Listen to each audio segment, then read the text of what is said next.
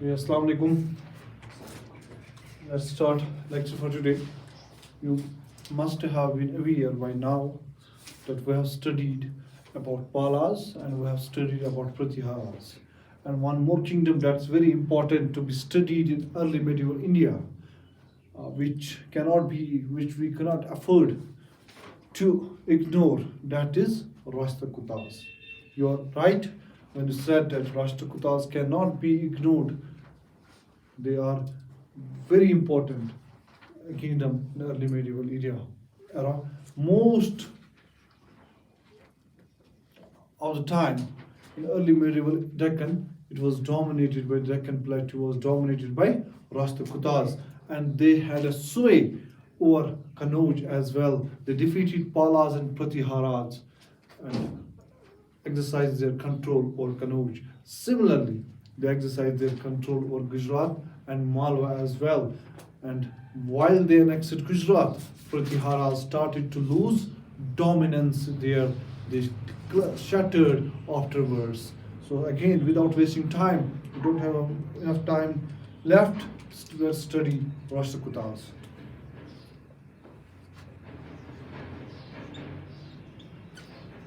राष्ट्रकूटास के बारे में आज हम पढ़ेंगे.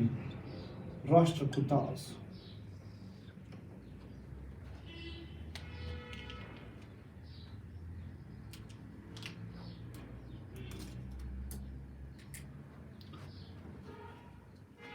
You know what Arabs call their king?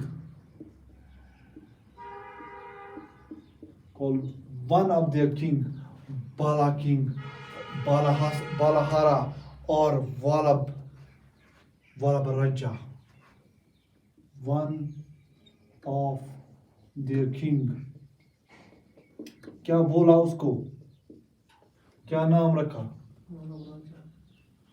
बालाहारा और वल्लभ राजा. ये स्टेटमेंट क्यों मैंने बोली? क्योंकि स्टेटमेंट कहां से आई है? अरब से.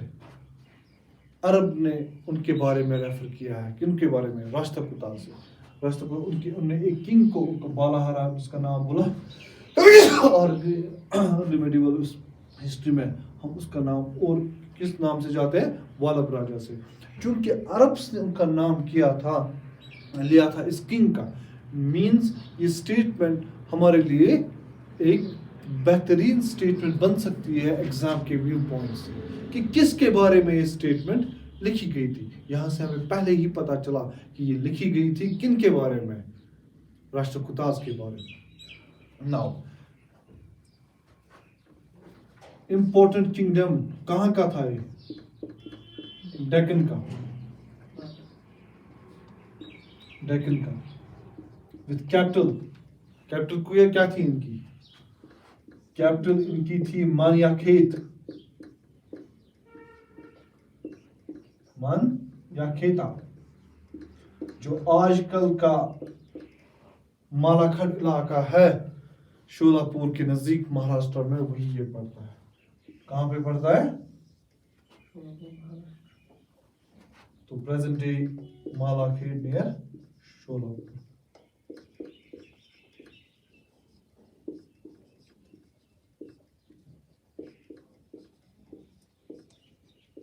Near Sholapur Maharashtra.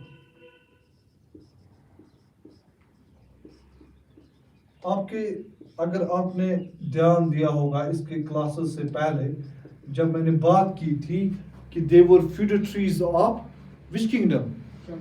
Cholukyas of Vatapi. But Cholukyas of Vatapi, if we remember, there was a kingdom that belonged to Karnataka. Is it true? So why is their capital in Maharashtra? This is to be understood. So when we'll see they started their kingdom from this only, from Karnataka only. When we'll see that the founder Dati Durga, he founded his kingdom. He started from this Karnataka only, but later the capital got shifted to Manakhet. We'll see while we analyze their rulers, well, we try to see their important rulers कि किसने ये capital माना खेत ली थी, ठीक है? हाँ, तो ये किंगडम्स को कनेक्ट करना स्टार्ट करो, आपकी हिस्ट्री आसान हो जाएगी, ठीक है? तो अगर आपको बोलेगा फ्यूडेटरी किसका था ये, राष्ट्रकूटास और feudatory of, they were feudatories.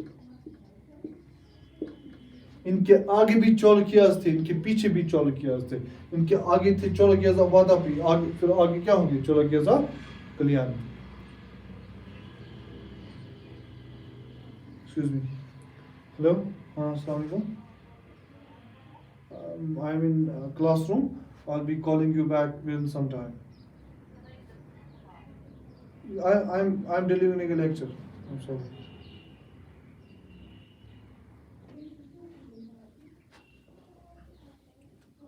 They were feudatories of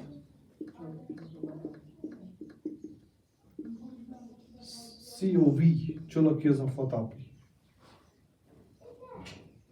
ठीक है, इतना आपने कॉपी किया.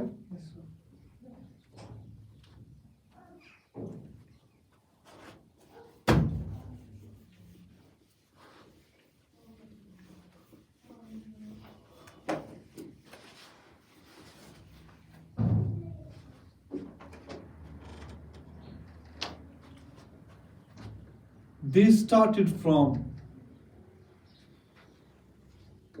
emerged as an important kingdom in Deccan. They started from Karnataka by being the feudatories of Chalukyas of Vatapi, and thereafterwards they got engaged. उसके बाद engage हो गए struggle में. किन किन के साथ? पालाज. See देखिए किन के साथ? प्रतिहाराज. आप इतने ही ध्यान देंगे, मगर बहुत सारे और भी थे. क्या क्या थे?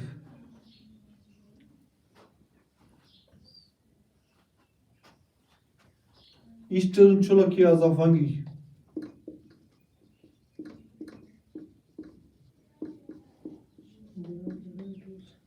वंगी कहाँ है? आंध्र प्रदेश में, ठीक है, वंगी. और किन के साथ?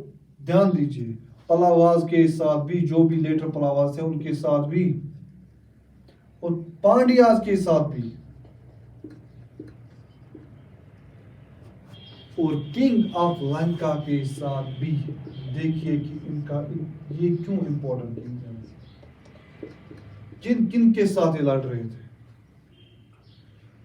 पालाज और प्रतिहाराज के बीच में हमें तो पता है, एक तो कनौज के लिए लड़ रहे थे, और किसके लिए लड़ रहे थे? Kannauj plus Gujarat and Malwa. उसी के प्रतिहाराज के साथ, खास कर प्रतिहाराज के साथ तो लड़े थे, एक तो कनौज के साथ और गुजरात एंड मालवा के साथ. वो तो हमने परसों देखा कि नहीं?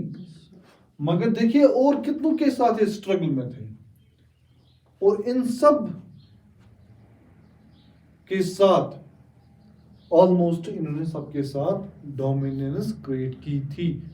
That's why they are important part of the southern history और Deccan history of Deccan plateau. King of Lanka, जब इन्होंने किंग ऑफ लंका को हराया, वहां से इन्होंने as an victory, symbol of victory, तो उसकी स्टैचूज लाए, और वो कहां प्लेस किए? वो कहां लगाए? हाँ, मान्या खेत में वो लाए इनके स्टैचू. किंग ऑफ लंका है ना, वहां से वो सिंबल ऑफ विक्ट्री लाया, और मान्या खेत में उनको शिवा टेम्पल के सामने क्या किया? निष्ठा. हाँ, किंग ऑफ लंका मैंने बोला ना. और इवन कि they fought with Cholas as well. तो चोलास की तो यहाँ बात ही हम भूल गए थे. इनके साथ ये स्ट्रगल में थे. कौन किंग स्ट्रगल में था, कौन नहीं था, वो हम बाद में देखेंगे. ऑलमोस्ट आप ये स्ट्रगल देखेंगे अमोघ वर्षा तक.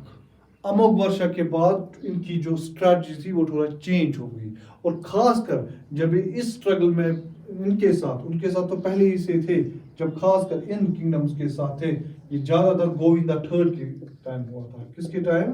गोविंदा थर्ड. जब हम इनकी क्रोनोलॉजी अभी देखेंगे रूलर्स में, तो वहाँ गोविंदा थर्ड के, तो आपको ये उतना याद रखने की जरूरत नहीं है, मगर इतना आप याद रखेंगे, ज्यादातर जो ये राष्ट्रकूटास थे, दे got locked into a struggle with most of the kingdoms during Govinda III.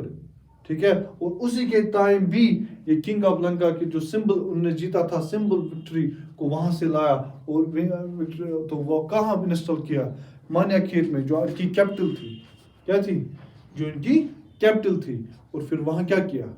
फिर उनको शिवा टेम्पल के सामने इंस्टॉल किया गया as a symbol of victory. This is very important, remember this. तो यहाँ से इनकी हमें पॉलिटिकल पैरामाउंटेंसी देखने को मिलती है। क्या मिलती है? पॉलिटिकल पैरामाउंटेंसी को हम यहाँ से हमें वो देखने को मिलती है।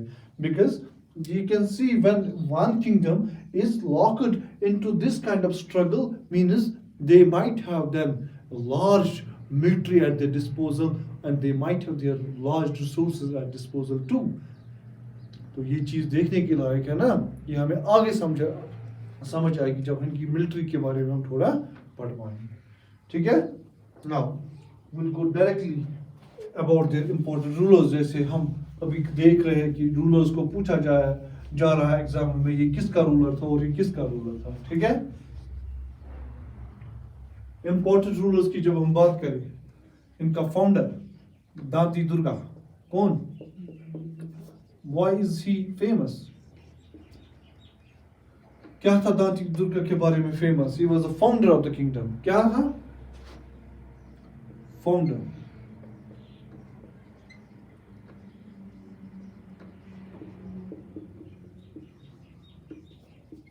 He founded kingdom. Where? At Gulbarga. Gulbarga is in Karnataka. इसीलिए मैंने बोला था ना, कैपिटल इनकी कौन सी थी? मान्या खेत। मगर अगर फ्यूडेटरीज चोलाकियास के थे, वो तो कर्नाटक रूल कर रहे थे। तो जो दांती दुर्गा ने जब फाउंड किया, तो कहाँ फाउंड किया? गुलबर्गा में। और गुलबर्गा कहाँ है? कर्नाटक। आया समझ? Did we correct? यही चीज होती है। और इसके ही performed a ritual. Do you know that ritual?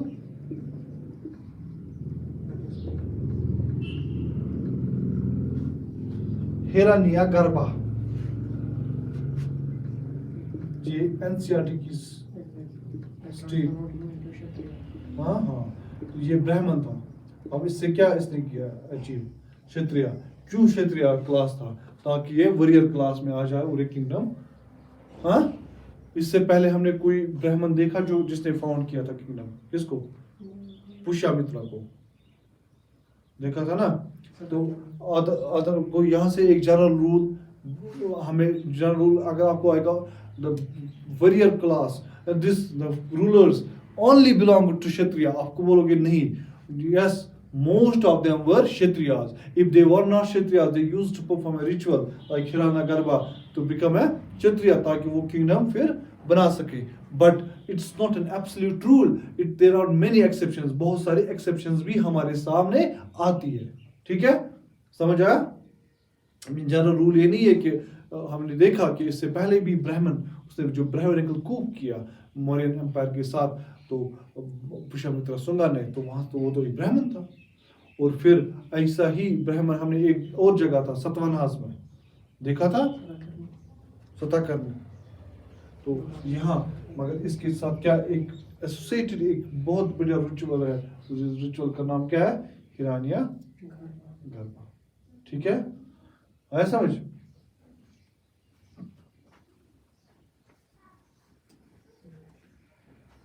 इस हिरण्यगर्भा का ही मतलब है rebirth as a Kshatriya. Means Brahmin था, अब रिबर्थ इसकी क्या हो गई? क्षत्रिय की। ठीक है, हो गया दांती दुर्गा। इसके बाद इंपॉर्टेंट रूलर कृष्णवान। कृष्णा, जब हम एलोरा केव्स पढ़ेंगे, वहां एलोरा टेम्पल, इस कैलाश टेम्पल के बारे में पढ़ेंगे, तो हमें किसकी याद आएगी वहां? इसी की, क्योंकि इसी ने वो कैलाश टेम्पल बनाया है। ठीक है, कैलाश टेम्पल एट एलोरा। उसके बारे में तो हमें आगे पढ़ना ही है जब आर्किटेक्चर हम पढ़ेंगे। मगर जब हमें कृष्ण वन याद आएगा तो हमें क्या पड़ेगा याद? Kailash temple. which is very important temple in Ellora Caves.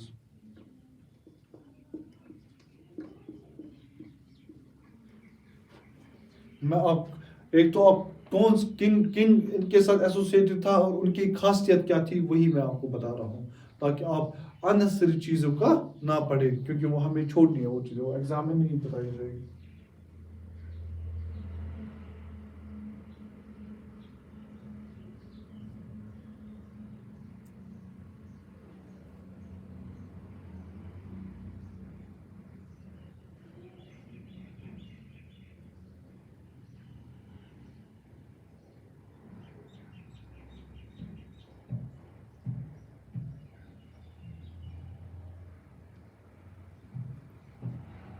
इसके बाद और एक important ruler, that is Dhruva.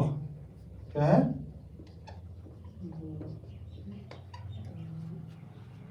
How do we know Dhruva so far? Rashtrakutas first time got locked into tripartite struggle. किसकी दौर में? Tripartite struggle.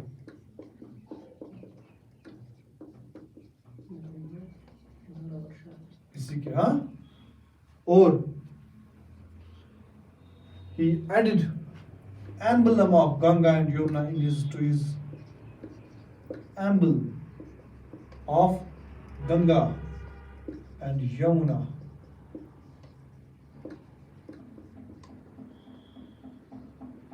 To his imperial insignia. Means के मुझे ये चीजें भी इसलिए कनौज की स्ट्रगल में जब ये गया तो उसने वहाँ एम्बलम क्या ऐड किया, गंगा और यमुना, कि मैंने यहाँ तक मैं पहुंचा. ठीक है.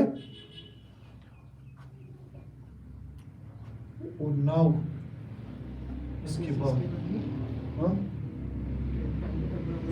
Emblem is he at these places that I have occupied these. ठीक है, क्योंकि ट्राइपॉड स्ट्रगल में तो यही बात कर रही थी ना. Now let's continue from Dhruva. इनकी इसकी ये थी अचीवमेंट, क्या थी? ध्रुवा से ही कंटिन्यू करेंगे हम वापस. इसके बाद ध्रुवा के बाद मींस ये मैं वापस आ रहा हूँ, ध्रुवा के बाद की बात कर रहा हूँ. ठीक है. Now two most important rulers from here will be discussed. One among them is Govinda III. Govinda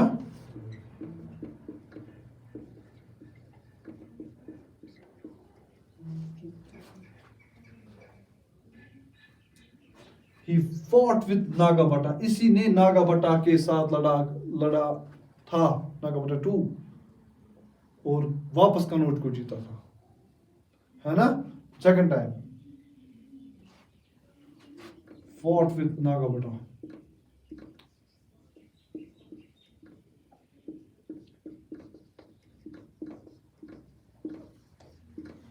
Do you know, आप वहां एक इंफॉर्मेशन ऐड कीजिएगा अपनी जगह. नागाभट्टा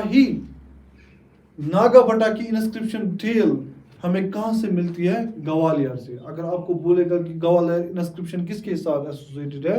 नागाभट्टा के साथ. या एनसीईआरटी में छोटी स्टेटमेंट दी है तो आप वो याद रखेंगे. नागाभट्टा की जो इंस्क्रिप्शन कहां से मिलती है हमें? ग्वालियर, मध्य प्रदेश से. ठीक है. तो उसी के बारे में हमें नागाभट्टा की अचीवमेंट्स देखने को मिलती है. इसी गोविंदा III ने एनेक्स किया किसको? मालवा को. एनेक्सड मालवा. मालवा में कौन से रूलर्स थे? परमारास थे कि नहीं? हाँ. और he shifted capital to Manyakheda. याद रखिए, इसलिए इंपॉर्टेंट रूलर है. शिफ्टेड कैपिटल टू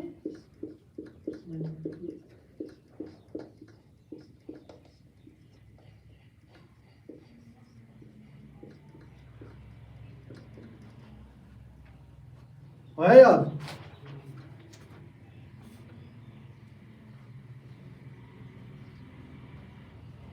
अब इसके बाद सबसे इंपॉर्टेंट रूलर इस डायनास्टी, इस किंगडम का, गोविंदा के बाद कौन है? Amogha Varsha. Most important ruler of this kingdom, Amogha Varsha. Why is he important? is important for many reasons. Some will be discussing here, some will be discussing when we'll come to the part of culture. ठीक है? अमोघ वर्ष. He ruled for almost 64 years. कितने साल? Ruled for 64 years. But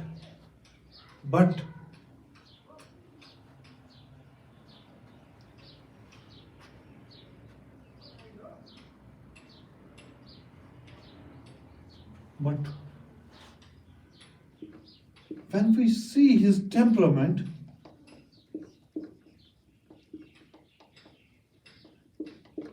they resorted to technique of war.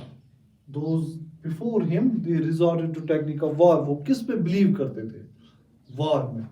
By temperament, he did not use war as a technique, but he used it literature and religion to. By temperament, use the pursuit of religion and literature and religion instead of. वो means आपके पास एक जीता जागा सवाल यहाँ से. अमोघ वर्षा was very hostile ruler. He preferred war as a technique to expand his kingdom. Statement wrong. But no. Statement क्या है? He was the one who used pursuit of religion and literature instead of war. इसने war में बहुत ही कम बहुत ही कम फायदा उसको में war में दिखा. बल्कि he used, we can say, when here we are using literature and religion, means instead of hard power he used soft power. यही imply करता है ना. Instead of hard power, what did he use? He used soft power. Soft power की तो बात ही नहीं है, उसमें तो फायदा ही फायदा हमें देखने को मिलता है. Yes, we can see. Now, if he used pursuit of literature and religion instead of war, does that mean that there were no rebellions during his tenure? No, that does not mean that there were no rebellions during his tenure.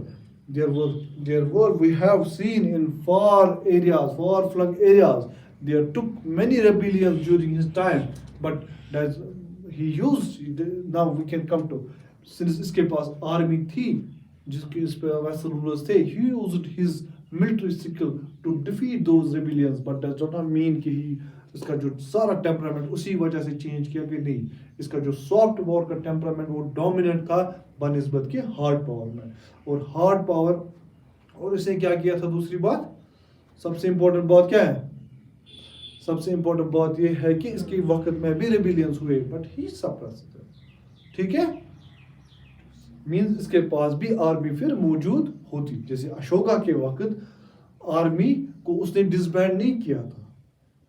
Similarly यहाँ हम coat कर सकते हैं कि अमोघ वर्षा के वक्त जो ही preferred to use soft power to extend his or to consolidate his empire, but that does not mean that he did not जो इसने rebellions इसके far flung areas में he did not suppress them. He suppressed them. Means इसने अपनी army भी disband नहीं की थी. हाँ, मगर इसका जो पॉलिसी था वो सॉफ्ट अप्रोच ज़्यादा था. ठीक है. इसके बाद जो हमें कल्चर में हम और एक दो चीज़ें इसके बारे में और देखेंगे, मगर हम उसकी बात कल्चर में ही करेंगे. एक तो he was, एक आइडिया आपको दूँ कि he was prolific Kannada literature. He contributed very much to Kannada literature. किसने? अमोघ वर्षा ने. And he also patronized men of letters. Means खुद के साथ फिर बाकियों को भी पैट्रोनाइज करना स्टार्ट किया.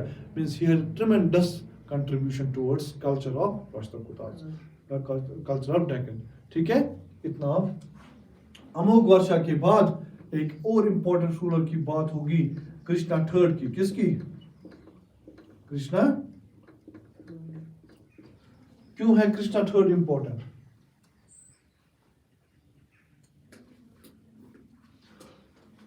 जो परमाराज ऑफ मालवा के साथ स्ट्रगल थी, चाणक्य वेंगी के स्ट्रगल, वो स्ट्रगल के साथ साथ ये रामेश्वरम तक चला गया, मीन्स तमिलनाडु तक ये पहुंचा। रामेश्वरम इज इन तमिलनाडु, और वहां जाके फिर टेम्पल्स बनाए।